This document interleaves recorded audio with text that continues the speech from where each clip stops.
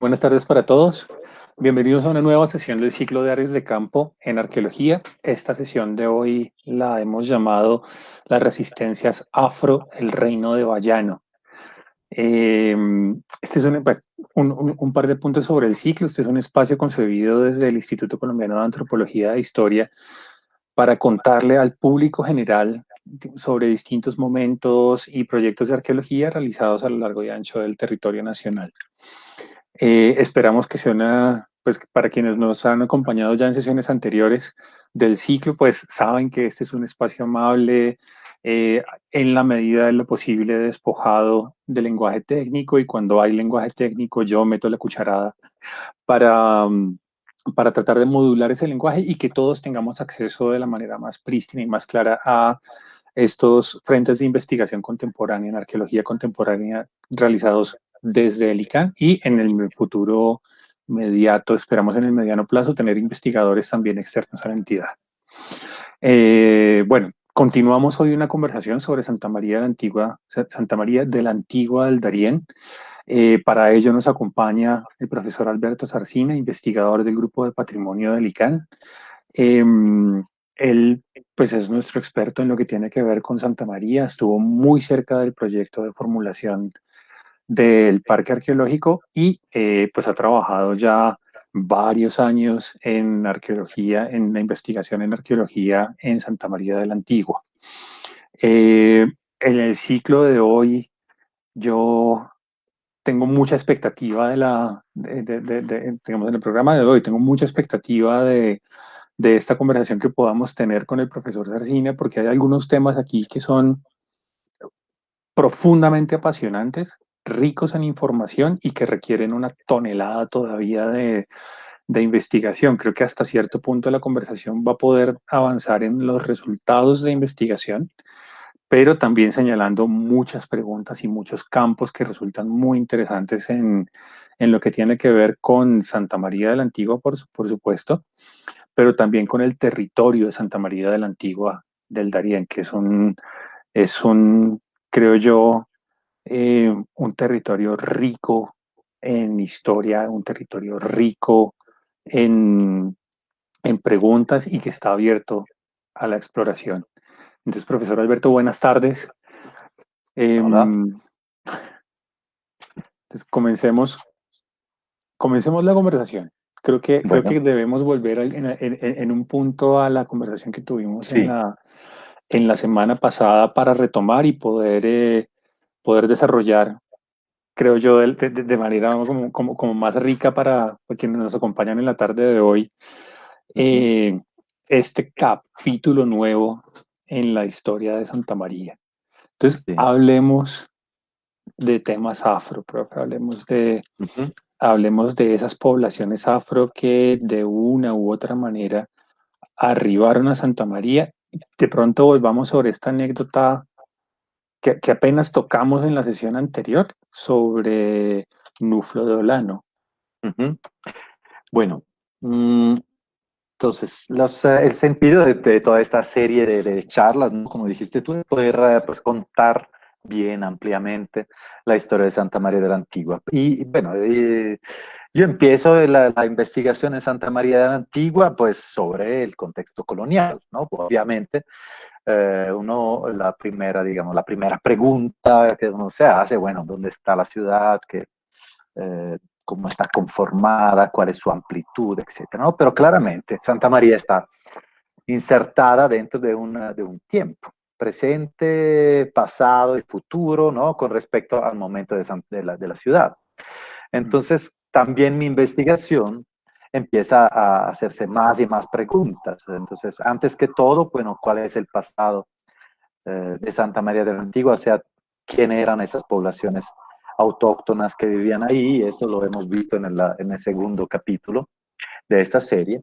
Pero después también la cosa es qué queda después. O sea, no es que la historia termina una vez que se quema la ciudad de Santa María de la Antigua.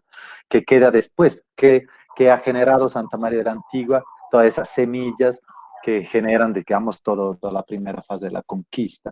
¿Qué pasa ahí? Entonces, pues claro, mis investigaciones empiezan a ir un poquito más allá. Y un poquito más allá me encuentro con esa historia maravillosa que es una historia de resistencia. Bueno, lo que a mí me apasiona mucho es que hay mucha resistencia en general, no solo afro, sino, como veremos la próxima vez, indígena. O sea, hay una resistencia indígena desde que llegan los españoles, bastante efectiva, porque de todas formas Santa María de la Antigua desaparece quemada por los indígenas. Pero hay una resistencia indígena también posterior.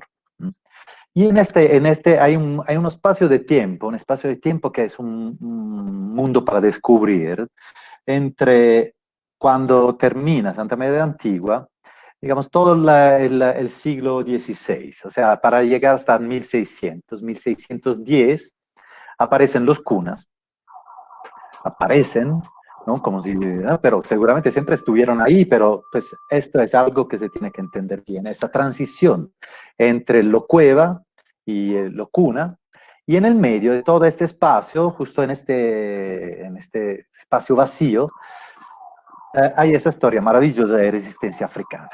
Entonces, bueno, entonces uno dice, bueno, pues, claro, empieza la esclavitud, la trata de africanos, todos sabemos esta parte trágica de la historia, que poblaciones que estaban tranquilamente haciendo su vida en otro continente, pues son tomadas para hacer esclavitud.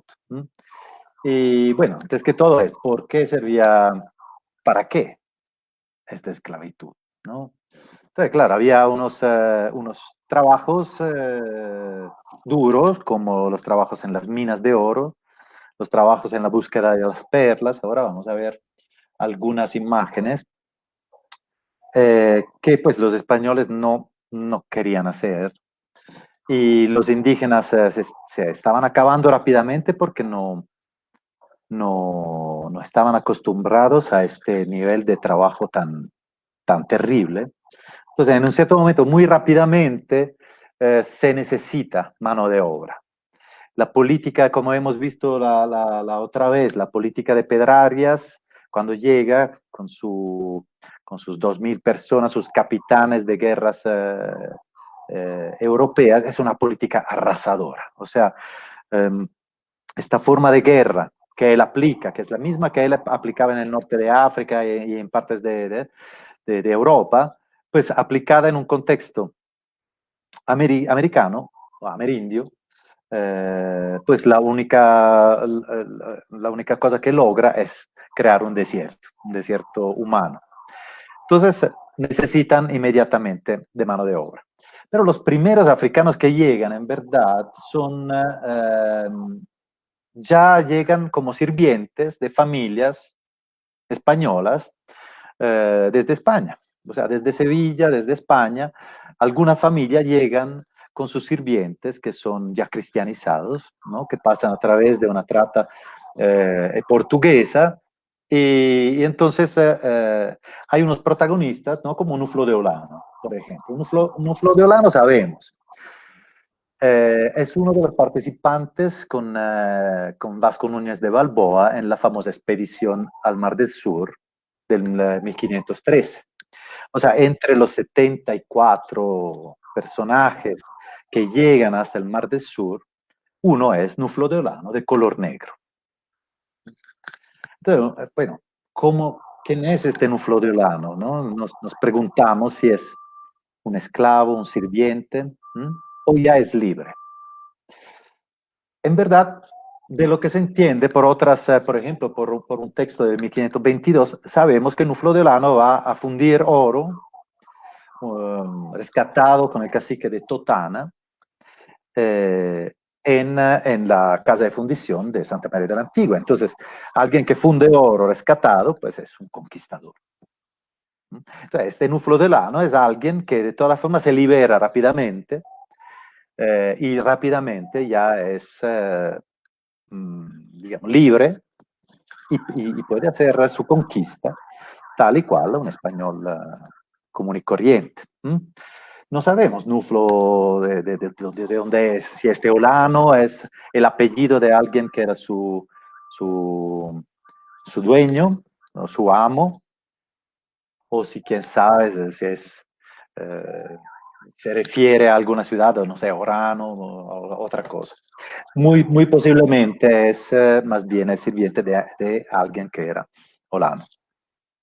También tenemos noticia de un Juan de Vallejo negro que funde 95 pesos de oro en la Casa de Fundición de Panamá. Bueno, esto también otro personaje africano ya libre en esos primeros años, ¿no?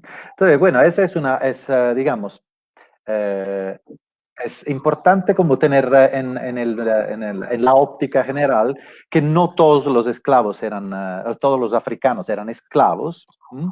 O sea, llegan seguramente como sirvientes, pero algunos rápidamente se, se liberan. ¿M? Como veremos después, tenemos como 5 categorías de africanos en esta primera fase, digamos, en este primer siglo de la conquista.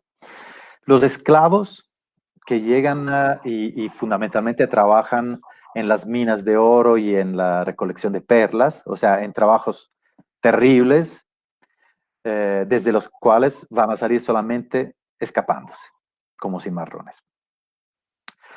Los cimarrones, los que se escapan y se van al monte, los sirvientes de las familias, que son, digamos, los que más fácilmente pueden encontrar la libertad, digamos, entregada por sus amos, o a veces hasta se logran pagar su libertad con su trabajo. Los horros, que son los liberados, que son todos los que ya tienen libertad de a poco, ¿no? Como este Nuflo de Olano o como otras personas. Y los libres, que veremos después, que son los que se ganan la libertad después de las guerras, que vamos a contar más tarde.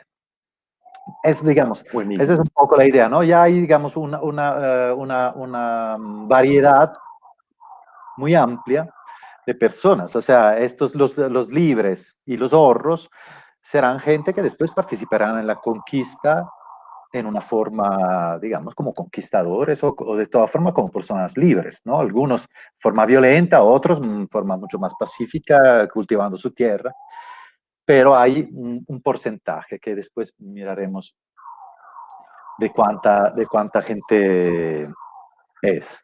¿Mm? La otra vez estábamos viendo lo de Julián Gutiérrez también, ¿no? Hemos visto rápidamente lo de Julián Gutiérrez. Sí. Todo esto tiene que ver, digamos, con el último momento de Santa María de la Antigua. Digamos, Santa María de la Antigua en el 1524 termina de existir, es abandonada de a poco y después los últimos que quedan son matados por los indígenas y se quema la ciudad.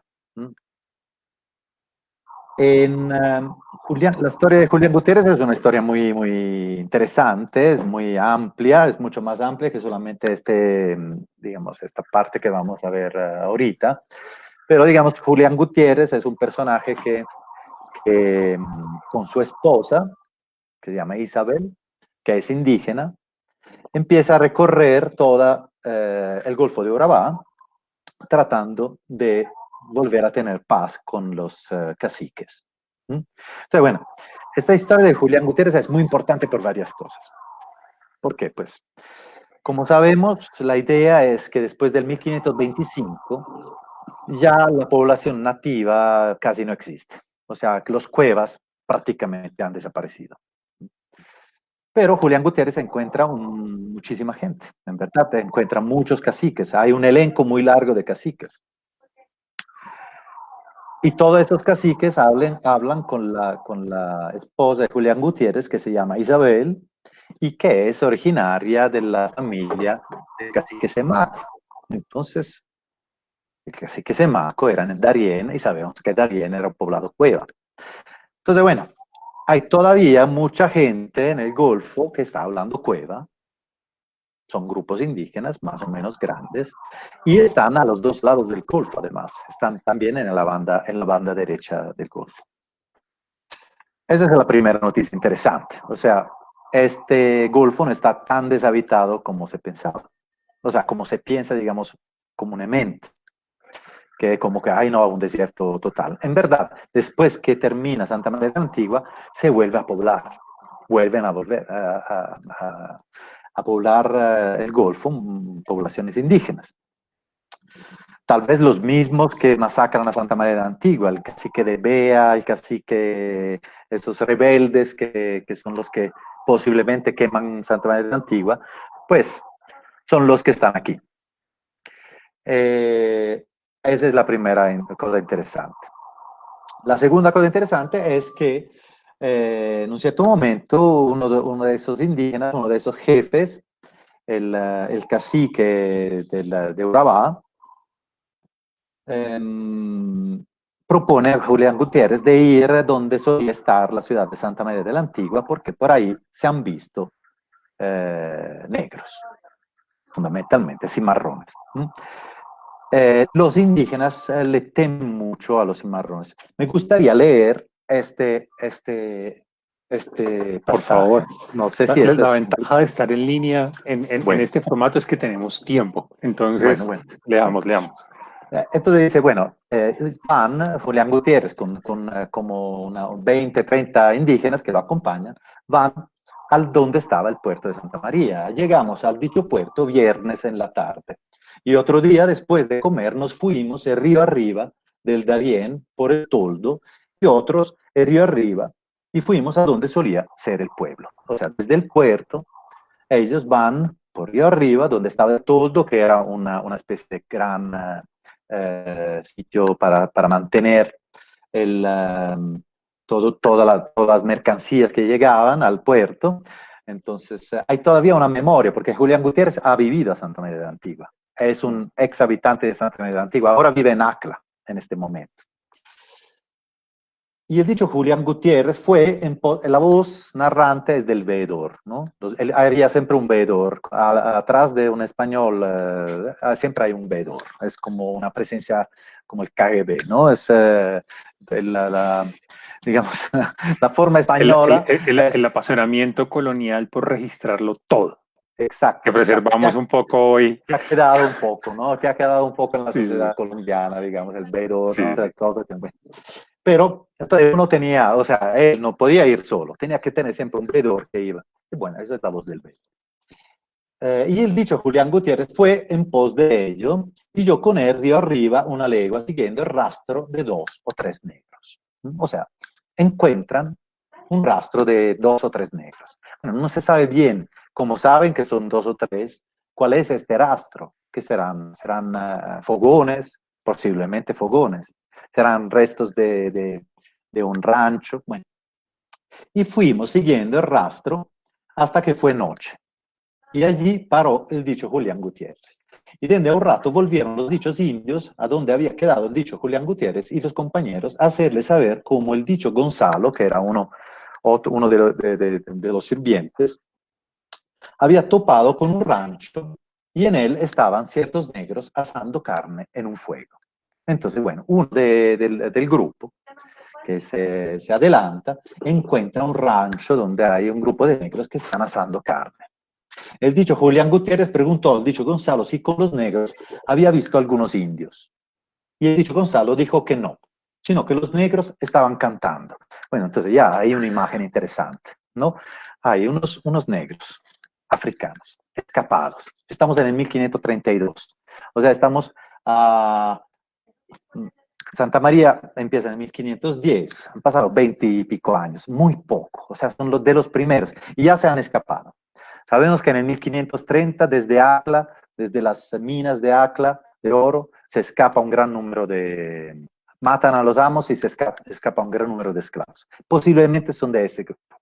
Entonces son africanos, que todavía no hay niños, no hay americanos, digamos, afroamericanos, son africanos, que por fin están tranquilos, están asando y cantando. Es una escena maravillosa. Pero la cosa interesante es que aquí Julián Gutiérrez dice, la pregunta es, ¿has visto con ellos algunos indios? Eso lo preocupa, ¿no? Y es una pregunta que no haría si no pasara, o sea, si no fuera algo que pasara, que evidentemente esos cimarrones se encontraban con indígenas y se juntaban. ¿m? Y se juntaban y hacían pues grupos más fuertes. Entonces esa es una preocupación de Julián Gutiérrez que pasa en estas palabras y me parece importante. Entonces, bueno, están cantando, paramos ahí hasta que se durmiesen, esperan que se duerman los negros. Son pocos, son 2 o 3, igual, ellos son como 25, igual esperan que se duerman. Luego comenzó el dicho Julián Gutiérrez con sus compañeros, de río arriba, y el cacique con sus indios por el arcabuco, o sea, pasando por el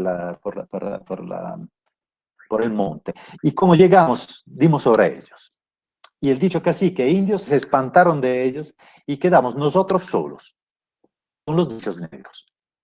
Y a uno que se iba huyendo, el dicho cacique veraba, le tiró una flecha con hierba y le dio con ella en el costado y cayó el dicho negro en el río. Y como no hubo nadie que fuese a él, que los indios no osaron, el dicho negro se levantó y se fue, de manera que de 3 que eran los dichos negros, el uno tomamos, habido, y los 2 se fueron huyendo, el uno herido de hierba y los otros con muchas cuchilladas, que creo que no escaparía ninguno hasta que ya lo dejamos por muerto. O sea, en verdad, se escapan todos. Aquí no lo quiere decir. No lo Pero se quiere les decir. volaron todos.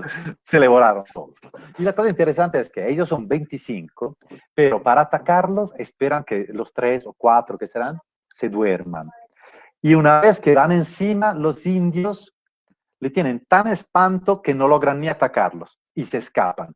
O sea, es un fracaso, digamos, no lo logran. Y por suerte, porque, o sea, me parece bien que esos 3 o 4 cimarrones se hayan escapado.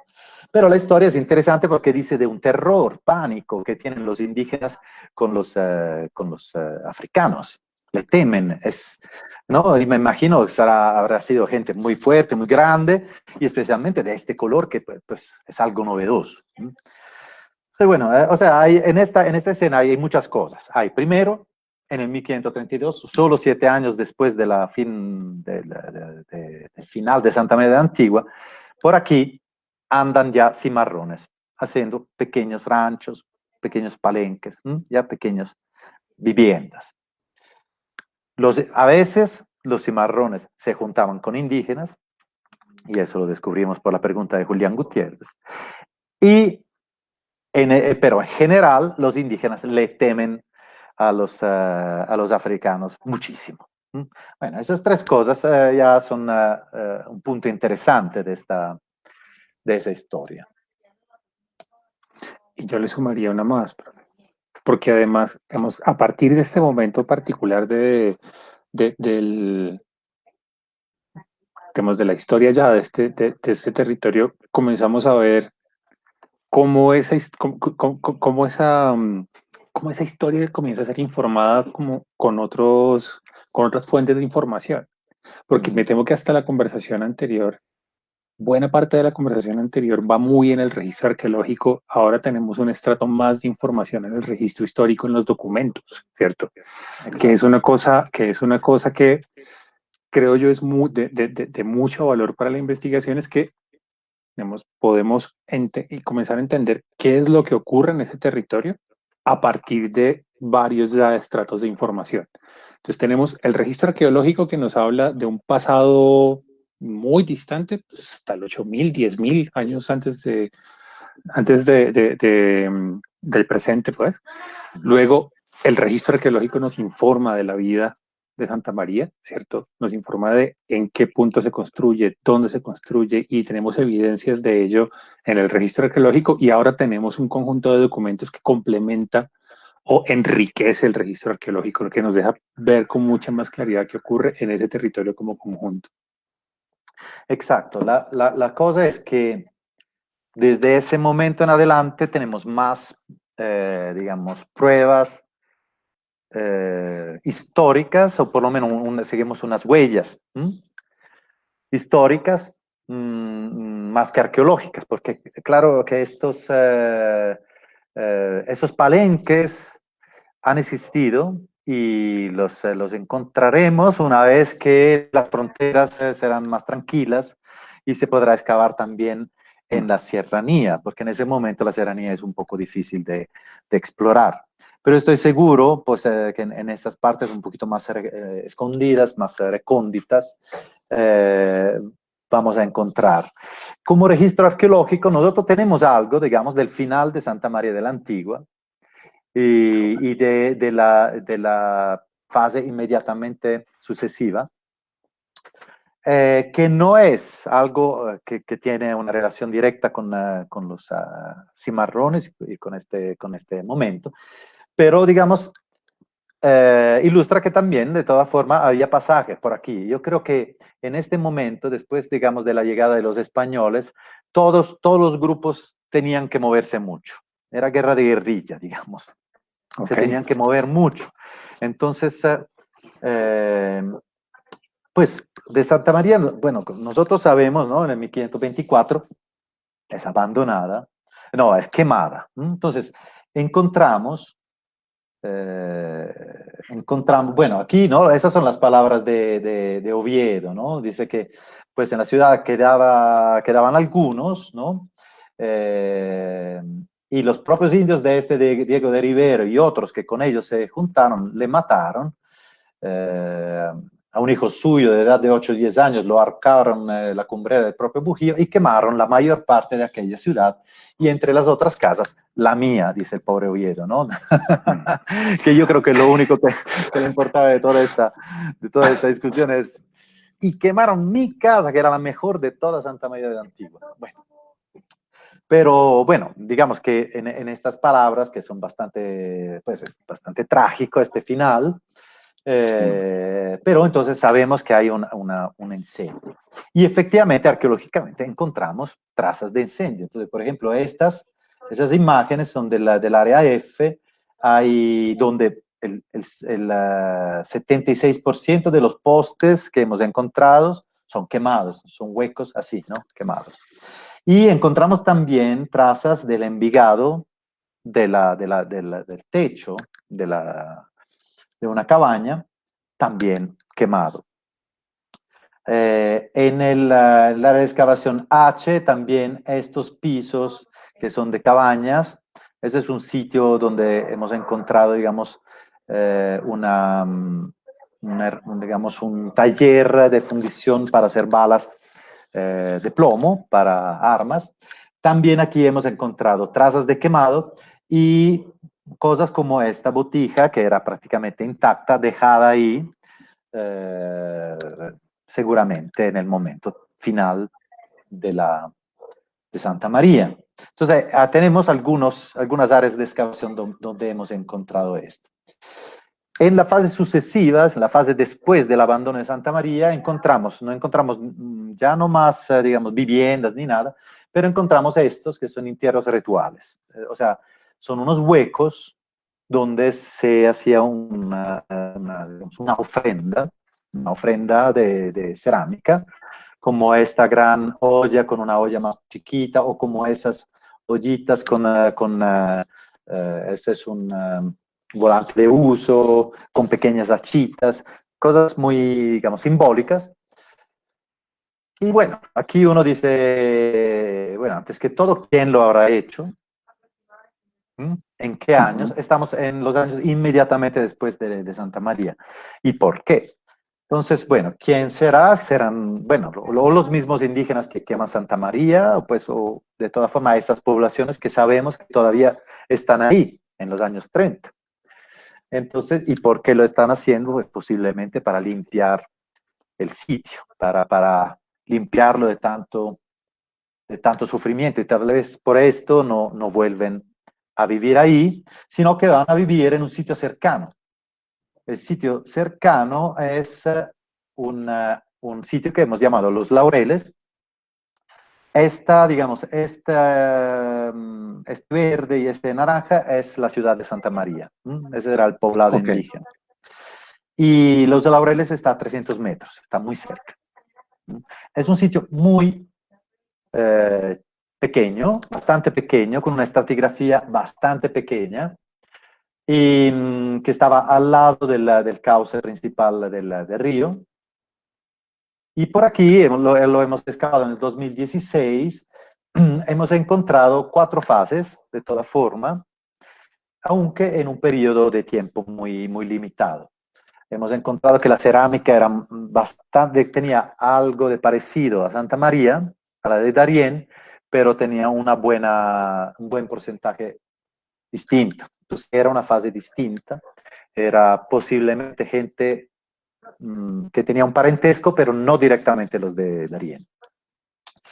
Y en esas fases hemos podido reconocer, digamos, unos patrones de vivienda cuadrangular, también de algún, digamos, ranchito circular y de entierros.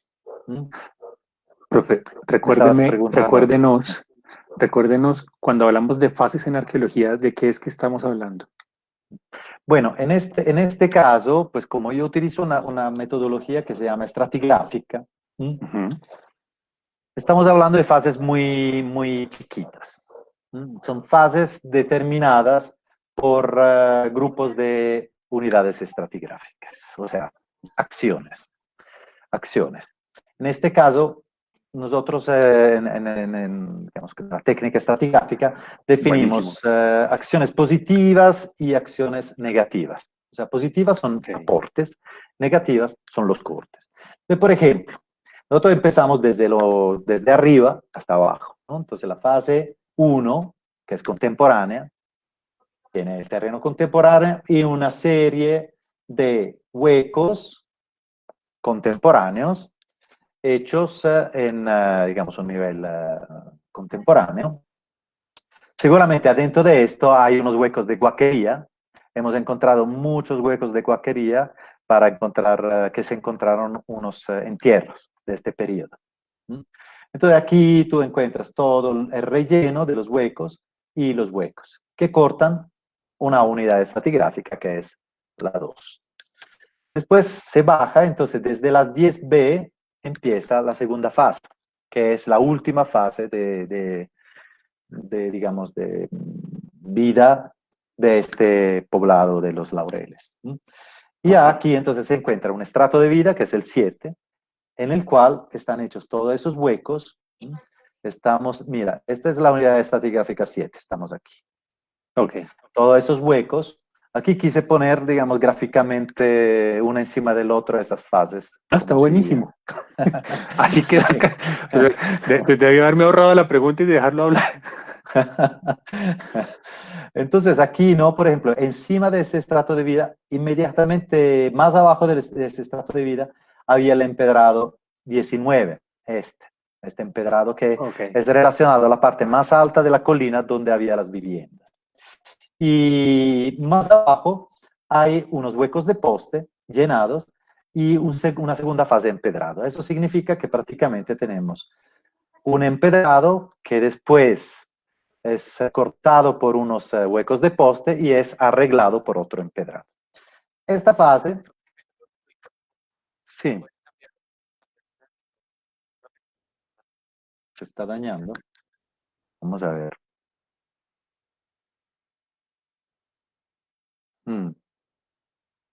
Tenemos allí Hagamos un intento. Queremos saber problema técnico.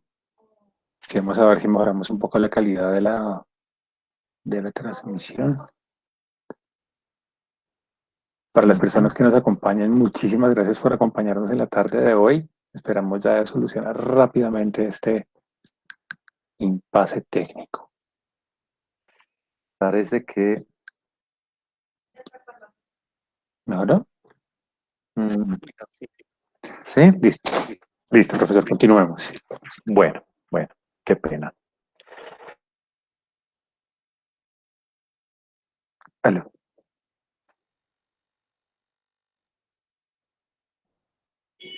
Vamos a ver.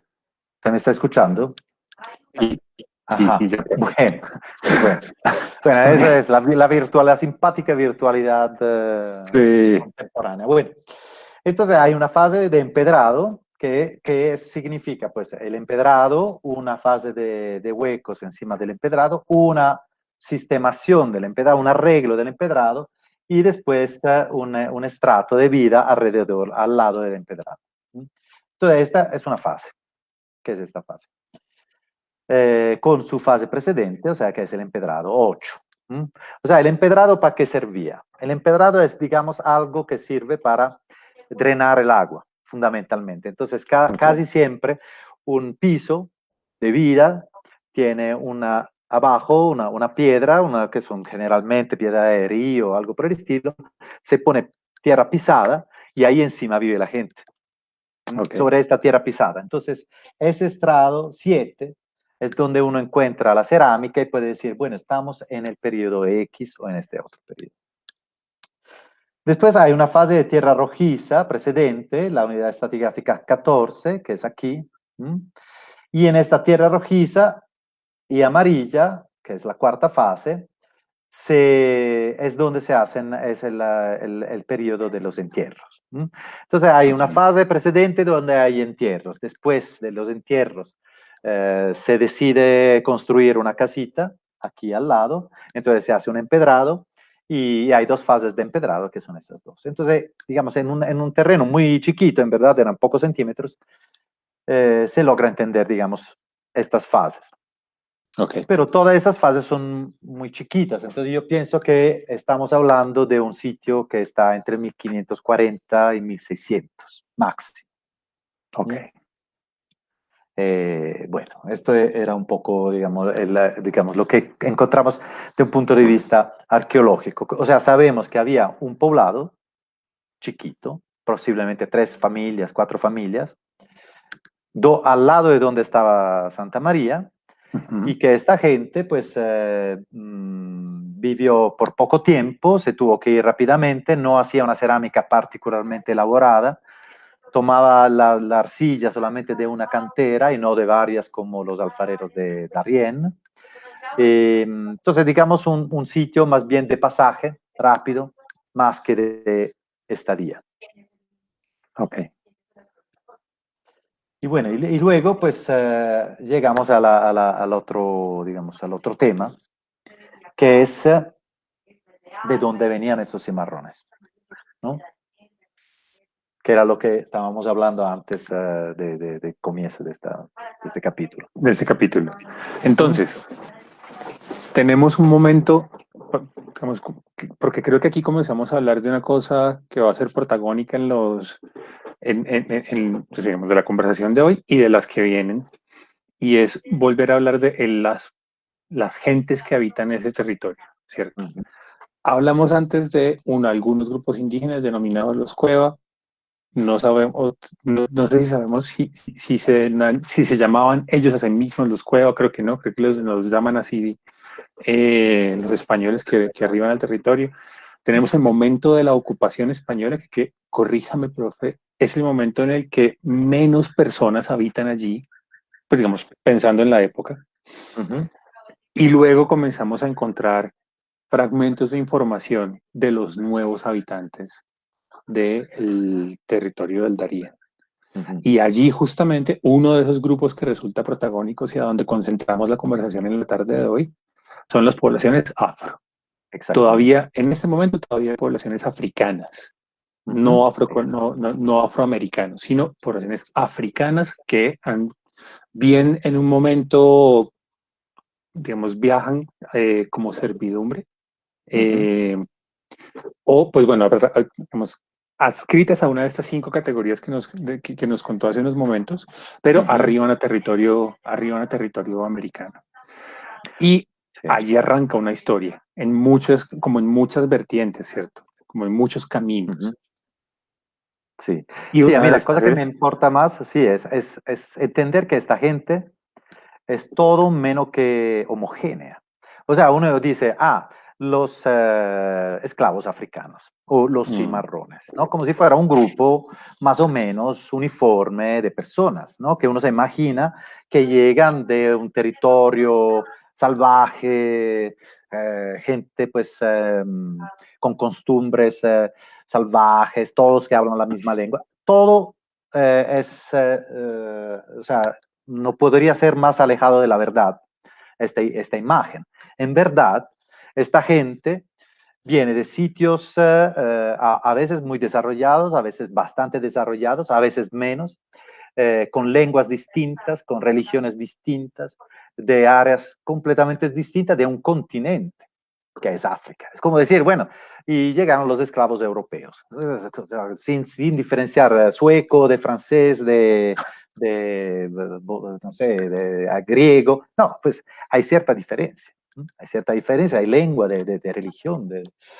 Pues aquí es lo mismo, tal vez aún más, porque aquí estamos hablando de poblaciones que algunas eran hasta islamizadas, otras no.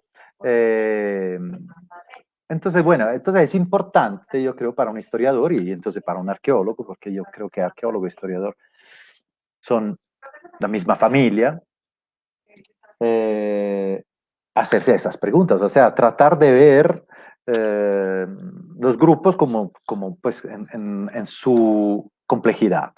Entonces, por ejemplo, nosotros empezamos a ver, o sea, en esos documentos de la 1520, 30, 40, 50, ¿no? Que empiezan con esas guerras, empiezan a aparecer unas en las cartas de los oidores, veedores, etcétera. ¿No? Es interesante, oidores, veedores, o sea, ensayadores, faltan solo, o sea, todo tipo de pruebas. Bueno, aparecen esos nombres, como los negros sapes, los capitanes de los Congos y Biafaras, pueblo de gente de negros de nación mandinga. Hasta en un cierto momento el oidor criado de Castilla declara que los cimarrones, cuando están en el monte, prefieren dividirse por naciones. O sea, los españoles saben que están con gente bien distinta, son naciones distintas, hablan lenguas distintas. Entonces dice, pues, además, esos palenques se van armando también como por grupos. O sea, yo estoy con los míos, estoy con los que me entienden, cómo hablo, como charlo, ¿no? En un comienzo eso pasa, pero después pues claramente tú tienes que ser compañero de tu compañero de fuga.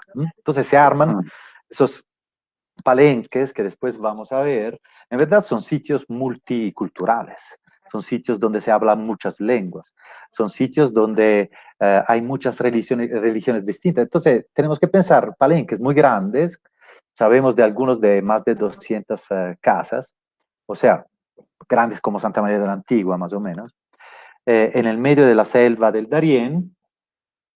Pues entonces esta gente se tenía que organizar y que aprender a organizarse en una forma multicultural, ¿no? O sea, era mucho más complicado que Santa María de la Antigua, si queremos, que era, a mí eso digamos, me una llama, sociedad más o menos uniforme, ¿no? Eran pequeñas ciudades multiculturales, que decías. hasta cierto punto cosmopolitas.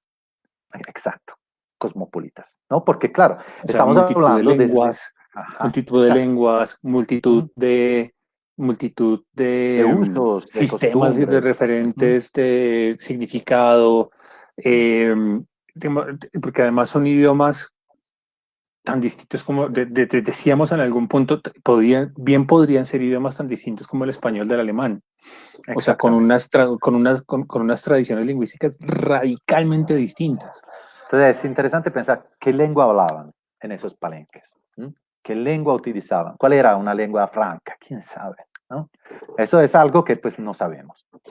Entonces, en el 1579, 82, o sea, un poco al final de toda esta historia, las poblaciones de los grupos principales, que como veremos son tres, el de Portobelo, el de Bayano y el de Ser de Cabra, se rinden, pues se rinden, en verdad no se rinden, en verdad ganan la guerra, pero eso lo veremos después. Y en ese momento, pues los españoles escriben los apellidos de todos los que aparecen. Entonces hay, por ejemplo, en la comunidad de Portobelo aparece gente que se llama Mozambique, que se llama Congo, que se llama Tierra Santomé, que se llama Sape, se llama Gelofa, Yolofo, que son la misma cosa, Tierra Nova, Casanga, Criollo. Bueno, criollo ya entendemos que ha empezado la criollización, ¿no? Pues, pero Ujú. estamos ya en el 1579, o sea, aquí sí ya está una segunda generación y hay niños que han nacido. Hay los Bran, hay los Biafara, los Lubo, Biojo, Erimba, también aparecen Angola, Ubala, Yalonga. Entonces, ¿qué son todos esos apellidos, no? ¿Por qué esos apellidos? Esos apellidos son desde dónde llegan, para entender qué lengua hablan, desde dónde llega. O sea, en los puertos de partida ya saben quién es Congo, quién es... entonces, esa es una primera traza, ¿no? Del sitio de origen, ¿no? Entonces aquí, pues, ese es un mapa general, ¿no? En que vemos los puntos principales de la trata de esclavos. La trata de esclavos empieza fuertemente en los años 50 del 1500 y va aumentando y aumentando. Vamos a ver que en el 1600, en el 1700 tendrá su punta máxima, su pico. En ese momento todavía son un número importante, pero no estamos hablando de números altísimos como serán los siglos sucesivos. Entonces aquí, esa es un poco una visión general. Yo estoy tratando de realizar como un mapa de origen de estos apellidos, ¿no?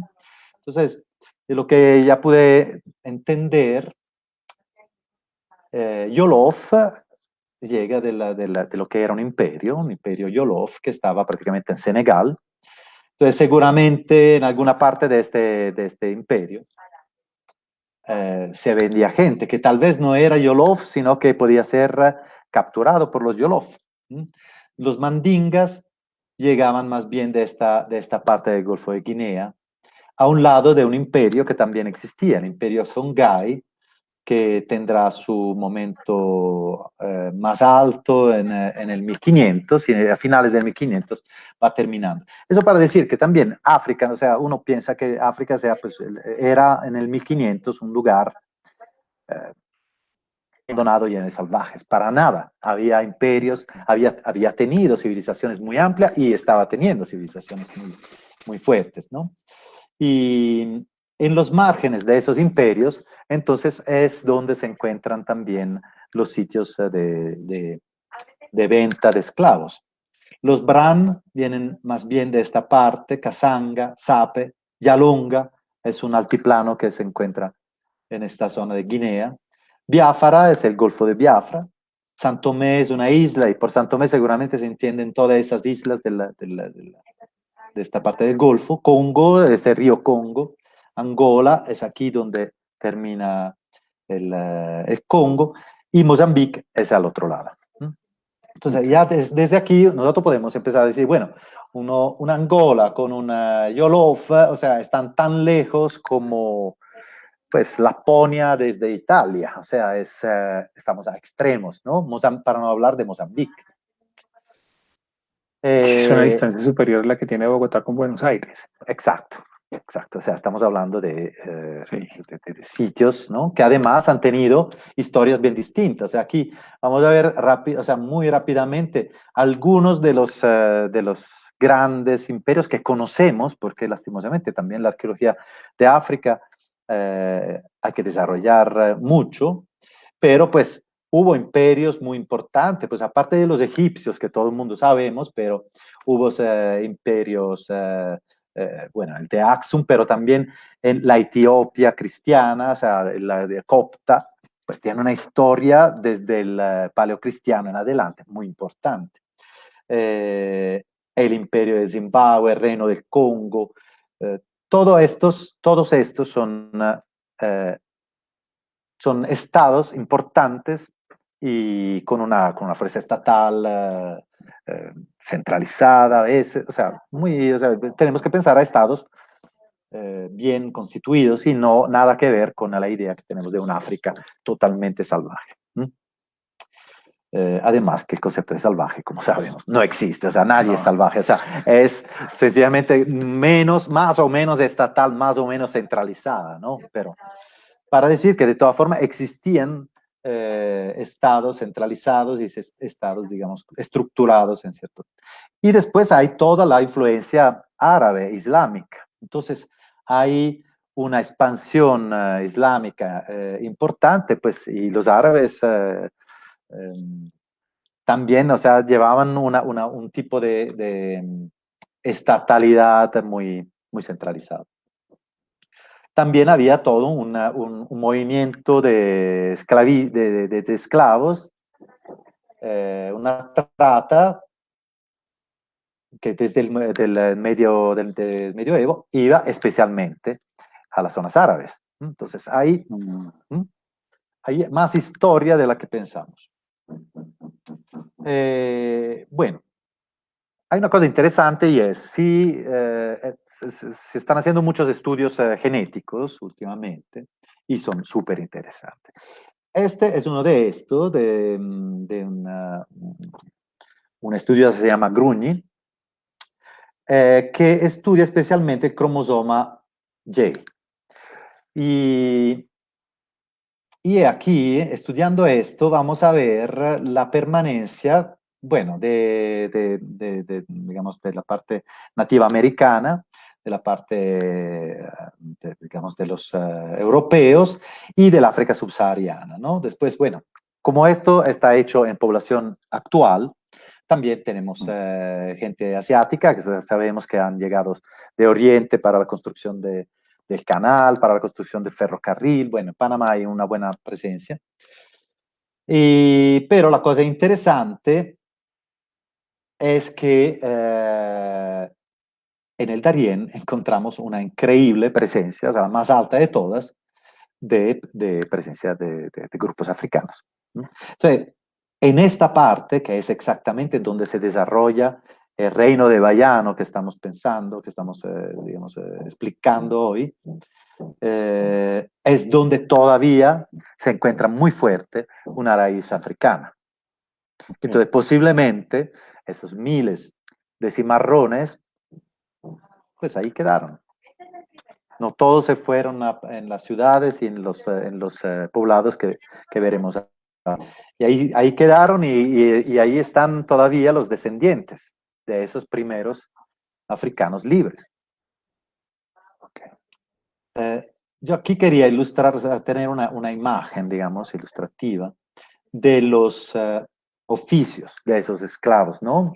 Uno de los oficios más duros era el buscador de perlas. Eso se hacía, bueno, en toda la costa atlántica, pero también en las Islas de las Perlas, en el Pacífico panameño. Eso significaba botarse así a pulmones, sin máscara ni nada,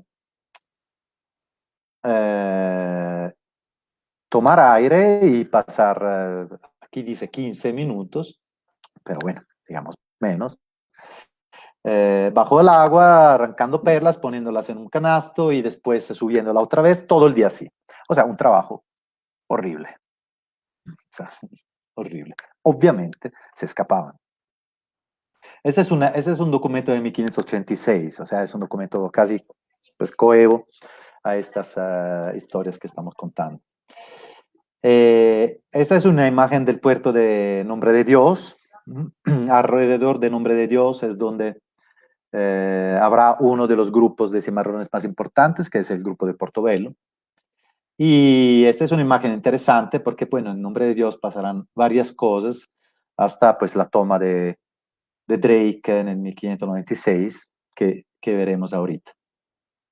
Y estos son los trabajadores de las minas de oro, que también, pues aquí describe toda la fase del trabajo, o sea, antes se tiene que sacar, lavar, calentar y después pesar. Aquí dice que hay posibilidad de ganar, o sea, que esos esclavos, si lograban hacer más de un mínimo que era alto, pues esta diferencia pues, se la podían quedar. Okay. Ese es un dato interesante, no sé cuánto sea real. Es posible que esos 3 ducatos eran tan altos que no se lograba nunca llegar, pero pues hay la posibilidad de que alguno de estos esclavos se haya ganado la libertad, comprado la libertad así. Bueno, esta es, digamos, esta es un fundidor de oro, ¿no? También para contar un poco de esto. Aquí pues empieza la historia de las famosas guerras. Que son un capítulo, que son un capítulo digamos, importante. O sea, digamos, sí, es un es el capítulo momento, enorme. digamos, ¿no? ¿Dónde van estos? ¿Qué pasa con estos cimarrones? O sea, la cosa es, empiezan desde una. O sea, ya en el 1521, recordamos, Santa María es fundada en el 1510, en el 1514 llegan Pedrarias y posiblemente empiezan a llegar desde el 1514 los primeros. Bueno, no, Nuflo de Olano ya estaba antes, pero digamos, empiezan a llegar servidores desde el 1514. ACLA es fundada en 1515, o sea, pasa muy poco tiempo. Desde la fundación de ACLA han pasado solo 6 años y es el 1521. Y ya el rey Carlos I prohíbe la participación de esclavos negros en las entradas y viajes, ya que se fugan, se van, se pierden. Se pierden y además eh, empiezan a pelearse con los indígenas. Entonces, bueno, ya hay pocos indígenas, entonces es más bien para cuidar a los indígenas que otra cosa. Pero ya en 1521 empieza, digamos, el problema. En el 1530, como hemos dicho antes, los esclavos de las minas de oro de Acla se fugan. En el 32 hemos visto el testimonio de Julián Gutiérrez. Ya en el 49, Felipillo, que es un pescador de perlas, junto a otros, se escapa y empieza una rebelión fundando un palenque en el Golfo de San Miguel. Bueno, en el 1549 ya Santa María de la Antigua no existe hace años. Hace años, El sí, Golfo ya hace de San rato. Miguel queda como una especie de sitio sin control total. Está alejado de Panamá, está alejado de Nombre de Dios, no está tan alejado de ACLA, pero ACLA en el 49 está prácticamente con 4 o 5 vecinos, con muy poca gente. Entonces es un espacio libre y es el Golfo de San Miguel y además no sabemos qué pasa hasta el Golfo de Urabá, o sea, es todo un espacio sin control por parte de los españoles. Okay. Y en el 52 ACLA es abandonada. Entonces ya, digamos, la parte más oriental de control español es Nombre de Dios. Y Nombre de Dios está muy lejos del Darién, o sea, está al borde del Darién. Entonces, es toda una zona muy poco controlable. Entonces, ya en el 1551, a Nombre de Dios, se dice que hay muchos cimarrones al lado de las montañas de Nombre de Dios. Son más de 600, dicen. En el 54 aparece Bayano, que es que al parecer se ha escapado de un barco que se encalla frente a Nombre de Dios. Y arma sus palenques justamente en el Golfo de San Miguel. O sea, el Golfo de San Miguel empieza a ser el centro de donde se empiezan a escapar los cimarrones y se empiezan a organizar los cimarrones. Y la cosa interesante es que en el 57 el virrey de Perú empieza a preocuparse. ¿Por qué el virrey de Perú? Uno dice, bueno, pero eso es un problema panameño, ¿no? Bueno, en Panamá no hay mucha gente, o sea, toda la gente se ha ido a Perú en este momento.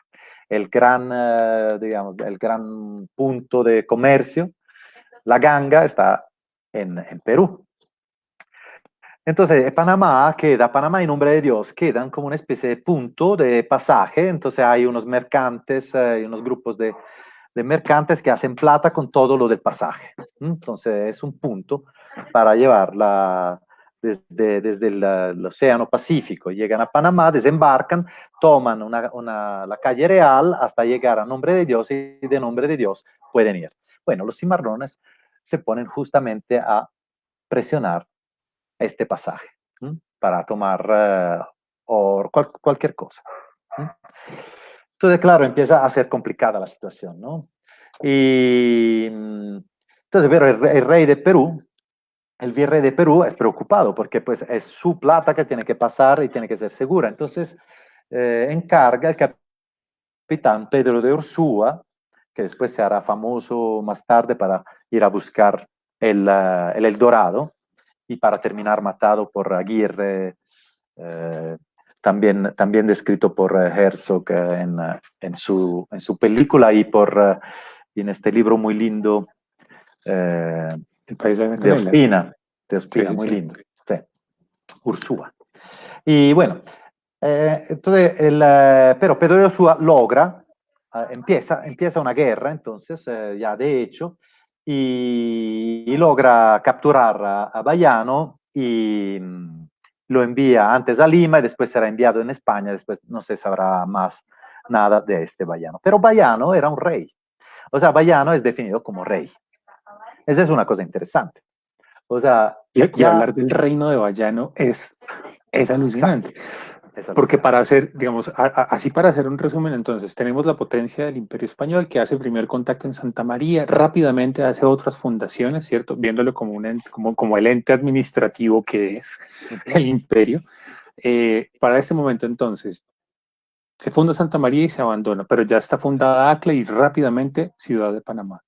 Se Uh-huh. establecen puntos, digamos, caminos reales para cruzar Uh-huh. del Caribe al Pacífico y se abre una otra línea comercial hacia el sur, con el Col norte Perú. puesto en Lima, al Ajá, Perú. exactamente. Sí, sí, la Ok. cosa, o sea, cronológicamente es así. 1510 llegan a Santa María, fundan Santa María, o sea, fundan un fuerte y se quedan. Es el primer pie español en toda la tierra continental. Pero ya que está, entonces el rey funda la ciudad en 1514, envía el gobernador Pedrarias Dávila. Ujú. En 1515, Pedrarias Dávila empieza a fundar otro poblado que es Acá, es un puerto mejor, y ya se va moviendo, ¿no? Y en el 1519 funda Panamá y Nombre de Dios. Entonces, una Ok. en el Pacífico y el otro en el Atlántico, con la idea de que pues aquí es la parte más estrecha de todo el continente, por aquí puede pasar toda la mercancía, toda la plata que llega del Potosí. ¿Mm? Claro, todavía Potosí no existe en el 1519, pero la idea es, bueno, aquí creamos esto, ¿no? Y vamos explorando qué es lo que pasa.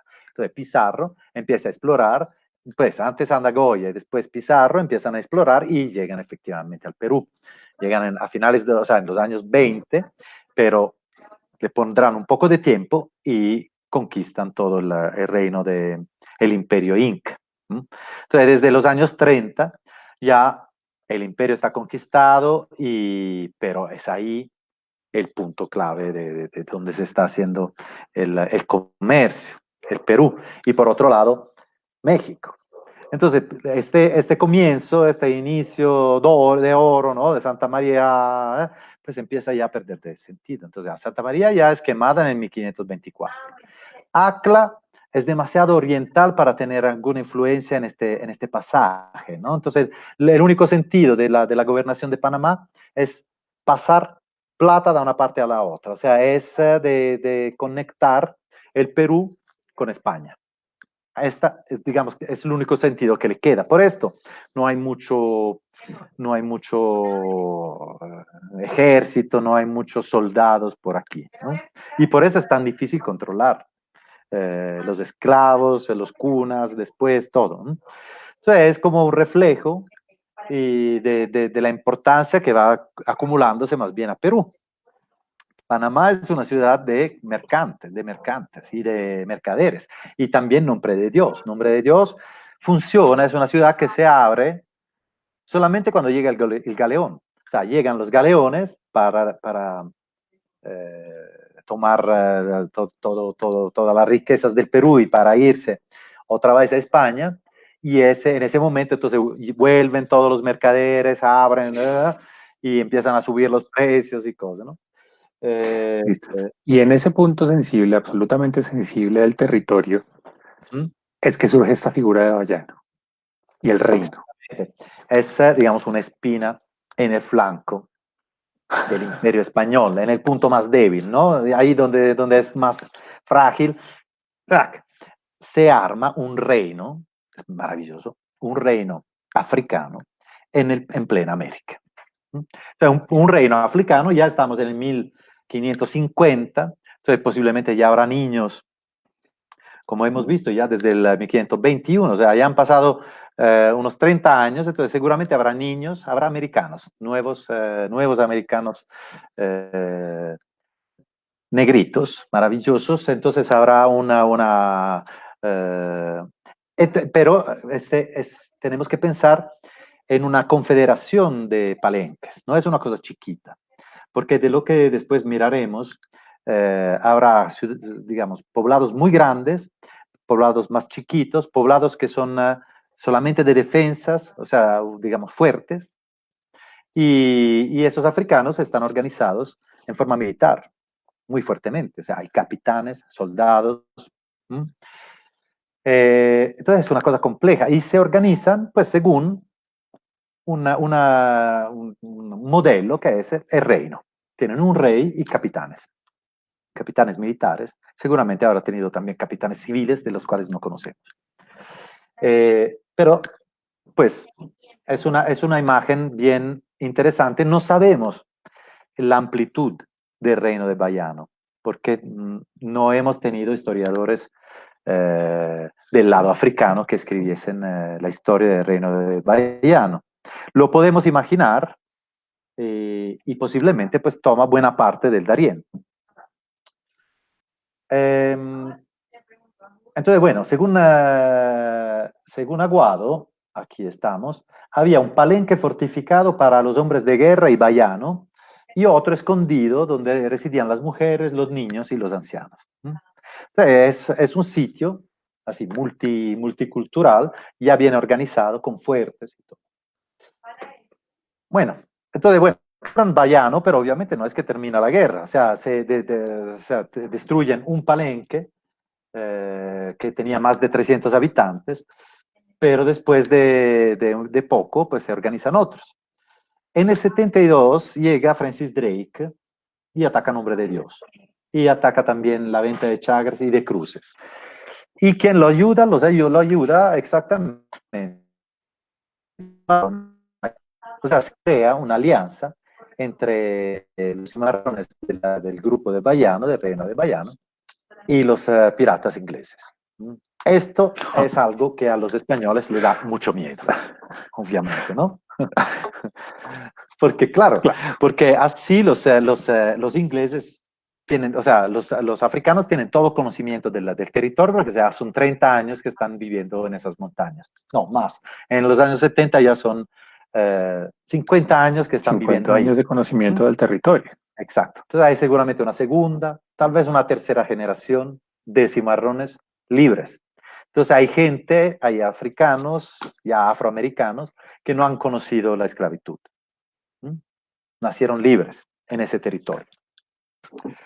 Y, y llega Francis Drake, le propone una alianza, y esta alianza es, pues naturalmente, ¿dónde queremos ir? Queremos poder ir al Mar del Sur, y desde el Mar del Sur poder atacar Panamá y eventualmente el galeón que llega del Perú. ¿No? Entonces, claro, digamos, los puntos claves son la venta de Chagres, que es un punto intermedio entre Panamá y Nombre de Dios. Digamos que hay un momento del año que llega el galeón de Lima y se sale el galeón de Nombre de Dios, donde pues todo el mundo le pone el ojo al istmo. Obviamente. Es el botín. Sin claro, duda alguna es el botín. Es el botín, exactamente. Okay. Y entonces, bueno, se crea esta alianza y es un problema grave porque, pues claro, ya los africanos solo eran complicados. Si se ponen también con los ingleses, eso se vuelve complicadísimo. En el 74 nos dicen que hay más de 3.000 negros huidos. O sea, una cantidad bastante impresionante. Entonces el rey cambia estrategia y dice, bueno, ya no le hacemos una guerra así, porque de todas formas no lo logramos, no tenemos suficientemente fuerza, soldados, no tenemos el conocimiento del terreno. Y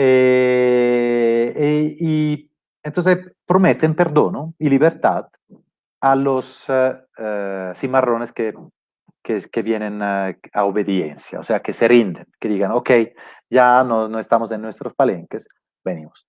Pero responden solamente 3. Todos los demás no le creen porque pues ya los españoles han hecho esta política eh, de intentar la paz. Por ejemplo, Ursúa logra capturar Bayano porque le promete la libertad. Pero entonces Bayano le cree, se entrega y lo capturan. Entonces pues ya esta vez hay un gesto italiano que no voy a hacer, pero me imagino todos los cimarrones haciendo este gesto, como decir, para nada. Bueno, entonces aquí eso es interesante. Dice, primeramente que hagáis pregonar que todos los negros y marrones que vienen de paz dentro del término que les señalaréis sean libres y que los dueños de ellos no los puedan tener por esclavos ni servirse de ellos como tales. Porque claro, había muchos, o sea, es como que es un punto que se va a engrandecer de todos los esclavos que se están escapando. O sea, cada mes, cada día, se salen de Panamá, se salen de Nombre de Dios, se salen de Acla. No, Acla ya no existe porque ya terminó de existir en los años 50. Y se van. Y saben que hay cimarrones que lo están acogiendo. Además, muchas veces entran en las mismas ciudades. Entran en las afueras de Panamá. Se te cayó todo. Sí. Bueno, Yo insisto que si estas cosas no pasaran así, nadie nos creería que esto no es en vivo. Exacto. Pero bueno, Muy bien. el gato Sí, hizo sí. pilatunas ahí. Tenemos que dar la prueba. Por favor. Entonces entran hasta en las afueras de Panamá, en las afueras de Nombre de Dios, para robar, además para robar esclavas. Bueno. Entonces dice que a los que sí, así vienen de paz, les perdonaríamos. Uy, se fue todo. A ver. Esto.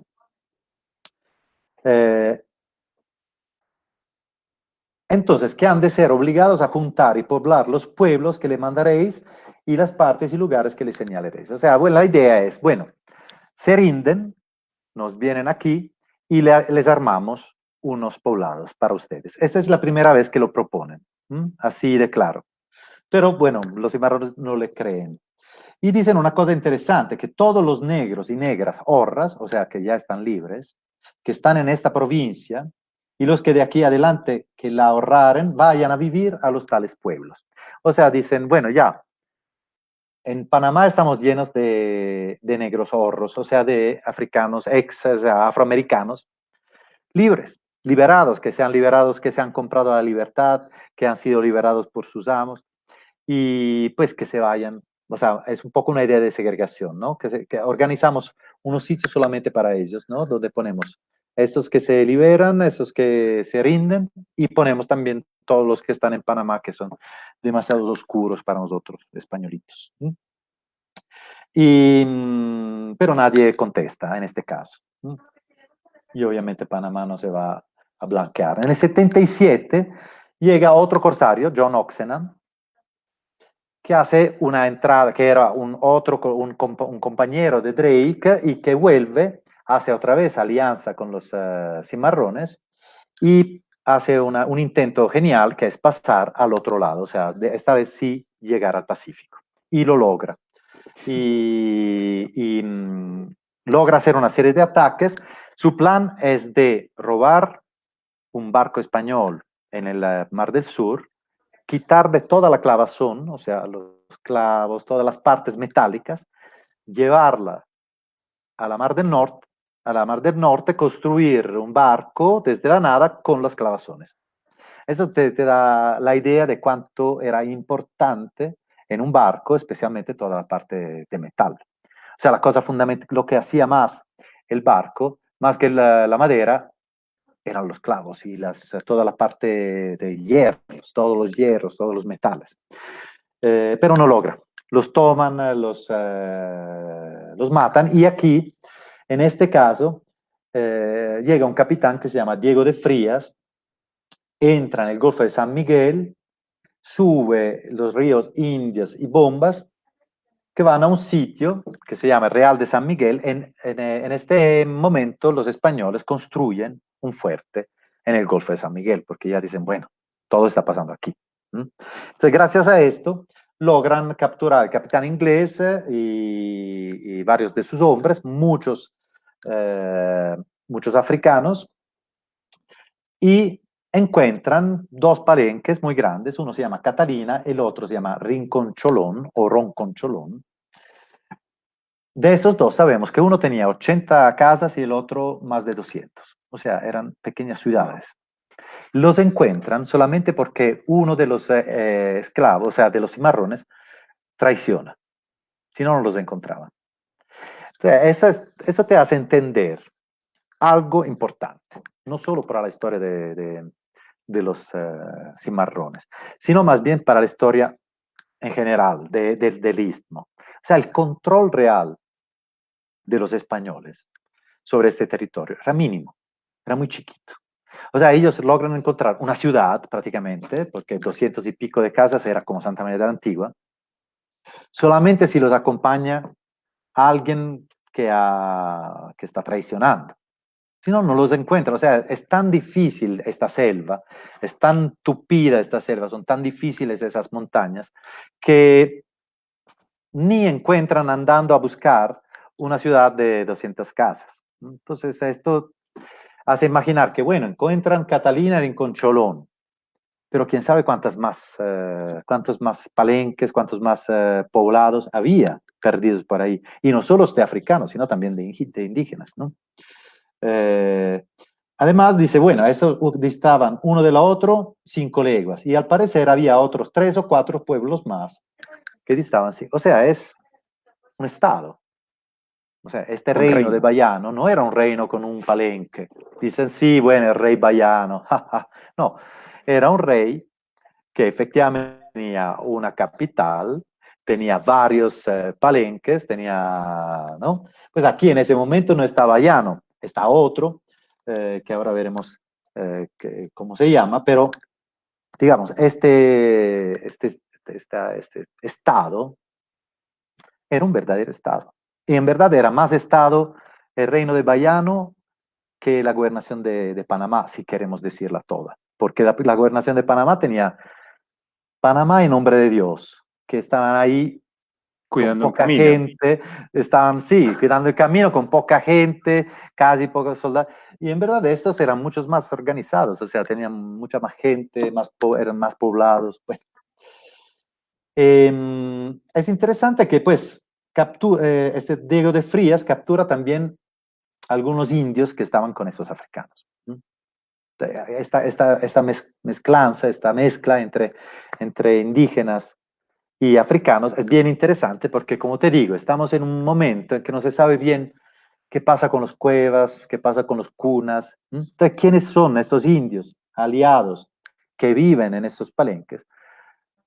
No lo sabemos, pero pues es un punto interesante.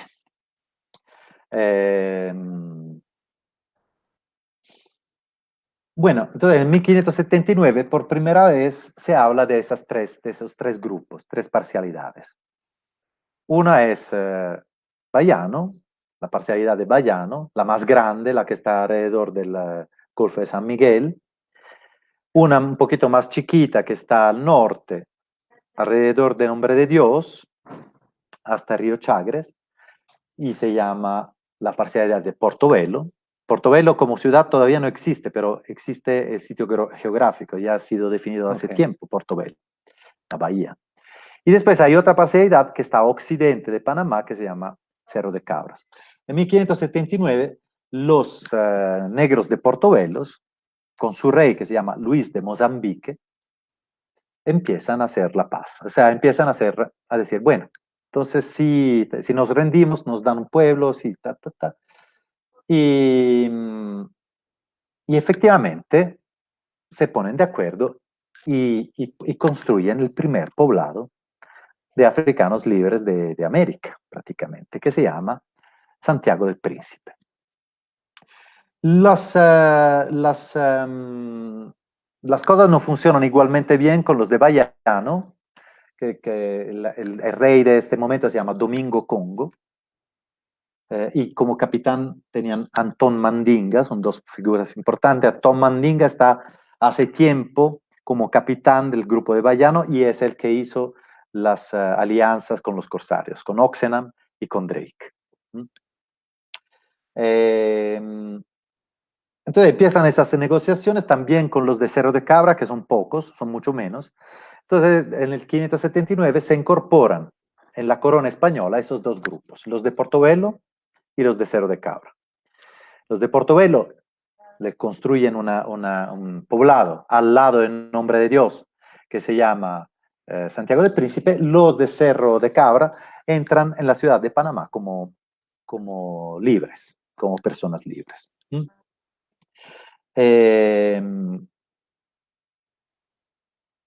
Bueno, entonces la cosa interesante es que pues sigue la guerra con los de Bayano, que son los únicos que no le creen, pero ya se ven presionados por un lado por los indígenas que los están presionando por un lado porque ya están llegando los cunas evidentemente con fuerza. Sabemos que hay en la costa del norte ya presencia indígena y que los africanos, los cimarrones, digamos, están más hacia el sur, hacia alrededor del Golfo de San Miguel. Además que los de Santiago del Príncipe empiezan a colaborar con los españoles, entonces, bueno, ya los de Bayano dicen, bueno, está, aceptamos.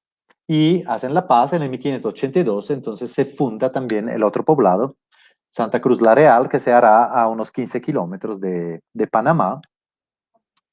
Y allá Juan Jolofo, que es uno de los capitanes del grupo de Bayano, será digamos, el capitán de la ciudad. Digamos, ¿cómo eran pensados esos poblados?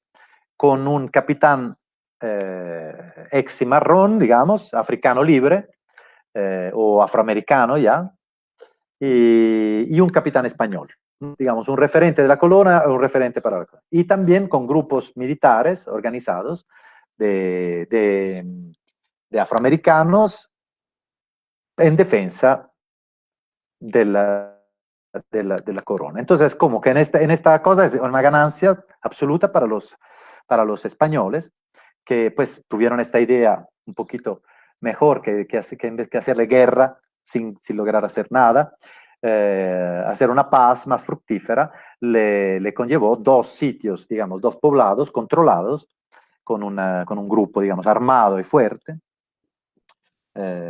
bastante resistente. Tanto que en el 1596, cuando llega otra vez Drake, esta vez con John Hawkins, para conquistar el nombre de Dios y para tratar de llegar a Panamá, los negros de Portobelo que estaban ahora en Santiago del Príncipe se ponen a defensa de nombre de Dios. O sea, ya no tienen aliados con los africanos, ¿no? Con los cimarrones.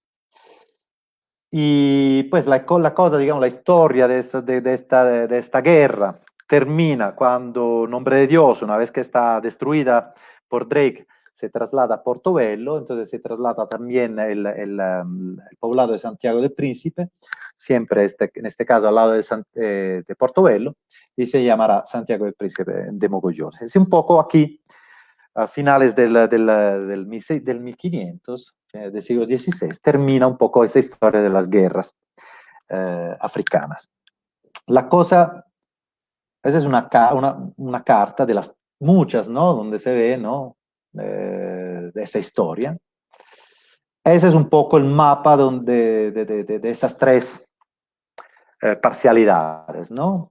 Esta, la más grande, es la de Bayano, que era enorme. Y esta es la de Portobelo y este es Cerro de Cabra. Entonces, en un cierto momento, digamos que los españoles controlan Panamá y Nombre de Dios, que está aquí. Y ya. O sea, Sí, es mucho no, más claro, chiquito, ¿no? El territorio. claro, lo tenemos ahí, allí, pues, hemos visto así la potencia de estos asentamientos africanos, luego de afroamericanos, pues es obvia. Y se ve como, digamos, en lo que tiene que ver con una cosa que es crucial en los estados, en la conformación de la idea de un estado, que es el control del territorio, pues una alianza con británicos, pues sumando a digamos, a este control territorial, a este conocimiento del territorio, la potencia naval británica, pues sin duda era un adversario con el que había que hacer la paz. O sea, no había allí Exactamente. como, no había allí como alternativa en términos estratégicos. Profe, hágame un favor. Su merced que tiene ahí el cursor, podríamos, para las personas que nos acompañan, ubicar como Santa María, Los el sitios. punto donde está Santa María. No, Santa María era aquí. ¿Mm? Exacto. Santa María está aquí. Acla quedaba más o menos mm, aquí. ¿Mm? Aquí. Ok. Aquí estaba Acla. Y Nombre de Dios está aquí y Panamá está aquí. Entonces, digamos que en el 1510 ellos controlan esta parte de territorio directamente. Claramente hacen entradas y después vuelven, hacen varios saqueos, ¿no? Pero directamente controlan este territorio. En Ujú. 1514 se le suma este territorio. En 1519 se le suma a estos dos territorios, ¿no? Entonces ya tienen esos 4 puntos. Pero cuando ya se va a desaparecer esta, pues ya toda esta zona, o sea, Acla es el punto más oriental. Claro que en el 1535 aquí se funda una otra ciudad que se llama San Sebastián de Buenavista, pero también San Sebastián de Buenavista no dura mucho, dura unos 15, 20 años.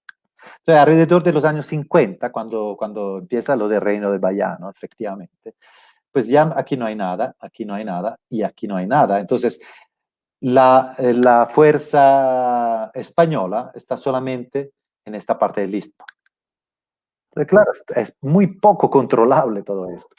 En el 77 tienen pues la idea, que es, pues obviamente era la única forma, de hacer un fuerte aquí. Entonces, un fuerte justo en el centro, en el corazón del reino africano. Y eso es lo que los ayuda. Pero, digamos, al final, no es que ganen los españoles, proponen un pacto. Y los africanos están cansados los cimarrones están cansados de estar perseguidos, de tener que mudarse cada vez y aceptan. Pero yo creo que los que aceptan son pocos, en verdad. Porque los que se entregan de los 600 que había alrededor del nombre de Dios son 54. Y los que se Mm. entregan de los 3000 que estaban en donde vayan, son 300. Entonces, ¿dónde están todos los demás?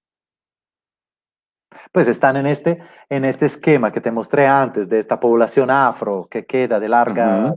duración, que después se irán a conformar otros poblados que encontraríamos en el 1700, como Yavisa, como pues otros poblados que estarán aquí en el río Tuira especialmente, que yo creo que son conformados fundamentalmente por los descendientes de esos cimarrones. Entonces es muy probable, se me arredó la lengua, muy probable que eh, los palenques no hayan terminado de existir después de la fundación de Santiago de Príncipe. Se encontraba aquí, al lado del Nombre de Dios, y, y Santa Cruz se encontraba a unos 15 kilómetros de Panamá, entonces por aquí. ¿Mm? Estaban aquí. Después de la fundación de estos dos poblados, pues yo estoy seguro que toda esta zona continuó a tener presencia africana.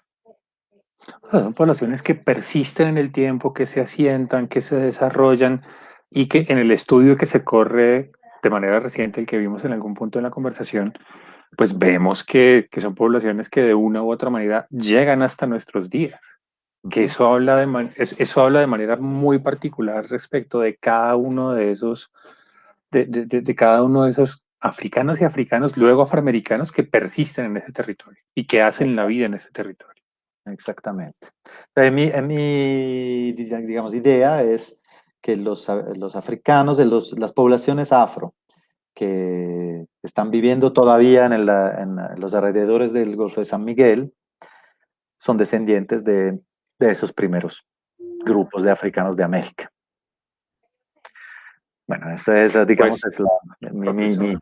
Pues Misma muchísimas, apuesta. sí, no, digamos, claro, que allí, digamos, allí entramos en un campo que para mí es muy, digamos, es rico de ver la dinámica de la ciencia en tirar allí una hipótesis, hacemos nuevos estudios, confirmamos o necesitamos replantear una idea. Allí creo que este es justo esa frontera en la Sí. que entramos cuando entramos a ver este tema.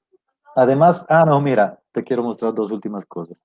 En el 1575 nos dicen que había 300 negros zorros en Panamá, a frente de los 8.000 y pico esclavos y cimarrones, que eran concentrados en la capital.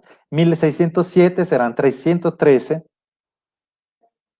y los esclavos que tenían vecinos en la ciudad eran 3.700. O sea, en Panamá, un porcentaje bastante amplio, o sea, más alto de lo que uno podría pensar, porque son 300 comparados con 3.000, es un 10% de africanos, o sea, digamos, ya son afroamericanos, libres con respecto a los esclavos. Entonces, es interesante ver de toda forma que es un mundo menos, digamos, con muchos más grises, ¿no? Muchos más matices. También, pues aquí esos son los, digamos, los 5 categorías amplias que podemos pero también los de Santiago de Príncipe, los africanos libres, tendrán esclavos africanos, recién llegados. Tendrán esclavos. Además, tenemos juzgados de maltrato. O sea, no solo tenían esclavos, sino los que los maltrataban también. O sea, es un mundo dinámico, digamos, ¿no? Es un mundo dinámico donde no todo es blanco, todo es negro, ¿no? Pero, digamos, sí, era una sociedad esclavista de todo. Entonces, claro, en el marco de una sociedad esclavista, también los nuevos libres van a tener esclavos. Es interesante, este cuadro es muy famoso, ¿no? Creo que lo conoces. Son los 3 mulatos de la Esmeralda. Es interesante porque estamos en 1599, o sea, exactamente en los años que estamos analizando. Y esos son 3 caciques de una población ya mezclada entre indígena y afro, que obviamente son afros, pero que tienen narigueras, que son vestidos a la española, tienen lanzas, pero lanzas con puntas de hierro, porque los africanos sí trabajaban el hierro. Digamos que esta imagen, pues, representa mucho todo lo que estamos diciendo. O sea, que el poder que han logrado seguramente algunos de esos africanos o afroamericanos ya en ese momento, la posibilidad de mezcla entre grupos y la posibilidad de llegar a niveles de comando muy importantes, no solo, ¿no? Ser reyes o ser caciques en este caso. Entonces, pues, creo que con esto podríamos, con esta imagen que me parece maravillosa, Podríamos ir cerrando la podríamos conversación de hoy. Yo sí. quisiera traer a colación un aporte que hace el profesor José Gamboa, que nos acompaña también en la tarde de hoy, siguiendo la transmisión, y nos Sí. dice lo siguiente que me parece bien interesante. Dice él, es muy probable que la lengua franca, o sea, la lengua común utilizada por distintas poblaciones que provenían de distintos puntos de África durante la trata. Uh-huh. Dice que la lengua franca usada por los esclavos africanos y marrones haya sido probablemente el español, el portugués o el inglés, de acuerdo a quienes fueron sus amos, debido a que entre ellos muchas veces no se entendía. E identifica él allí el origen de las lenguas criollas como el palenquero o el sanandresano, Uh-huh. como esas formas mixtas de cruce entre de gramática y términos del español, el francés y el inglés que vemos hoy de manera alucinante en San Andrés, en Providencia y en distintos puntos del Caribe. Pues, Claro. profesor, muchísimas gracias. Yo quisiera como preguntarle yo, Digamos, hay algunos ejercicios historiográficos que hemos visto realizados por investigadores en Estados Unidos. Allí en el sello editorial del instituto se encuentra un trabajo, ese se realizó en coedición, en alianza y coedición con la Universidad de los Andes, que se llama Papeles de Libertad de Rebecca Scott, que hace un ejercicio historiográfico siguiendo la vida generación tras generación hacia atrás de una familia que en un momento vive en San Luis, en Estados Unidos, y arranca a hacer toda la, todo el estudio interrogando archivos en Estados Unidos, en La Habana, en Puerto Rico, y finalmente logra encontrar su origen en este caso es en el Congo, creo, en el Congo. Mm. Eh, quien, quien se interese por esta historia del reino de Bayano, ¿qué archivos podría interrogar o qué bibliografía Mm. a qué bibliografía podría remitirse? Porque es un capítulo, creo yo, muy interesante y muy rico en historias. Aparte, por supuesto, del abismo de información que se abre cuando uno considera la piratería en el Caribe. Pues yo puse un poco de bibliografía ahí digamos, en nuestra página, no sé si estará ya ahí, pero hay Sí, libros lo fundamentales, compartimos. sí. Entonces, hay una tesis de doctorado de una señorita, me imagino, no sé, no la conozco, que se llama Hidalgo, que es bastante reciente y que cuenta un poco toda la historia de Santiago del Príncipe, que es muy interesante. El profesor Witt escribió un libro muy interesante sobre el origen de los apellidos y es en inglés, pero es un libro maravilloso para este tema. Y claro, después el archivo de Indias es el sitio donde ir a buscar. Muchas de estas, digamos, no hay mucha, falta mucho de transcripción de esos documentos. Por suerte son documentos de finales del 500, entonces es una escritura más asequible por parte, digamos, de estudiantes o de cualquiera, o sea, es bastante, se lee bastante fácilmente.